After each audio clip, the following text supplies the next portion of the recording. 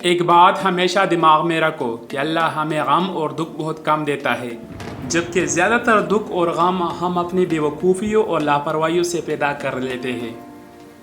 اگر آپ رزق کی تنگی دور کرنا چاہتے ہیں تو کھانے کے بعد برتن کو اچھی طرح صاف کرو۔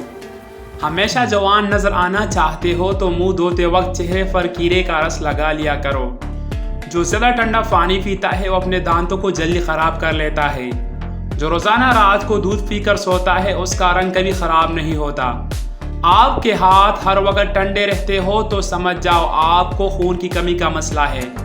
مور کا پنکھ اگر کسی بلب کے قریب لٹکایا جائے تو وہاں چپکلیاں نہیں آتی۔ کان بند ہو جائے تو الٹا چلو کان کھل جائے گا۔ کالا نمک اکثر چاٹ لیا کرو، کبھی بھی آپ کا گلا نہیں بیٹھے گا۔ عبادت سے جو بھی نیکی حاصل ہوتی ہے شیطان اسے اڑانے کی کوشش میں ہے۔ وہ ایک ہے لیکن اس کے اولاد بہت ہے، کیونکہ شیطانی اثر سے انسان بھی شیطان بن جاتے ہیں۔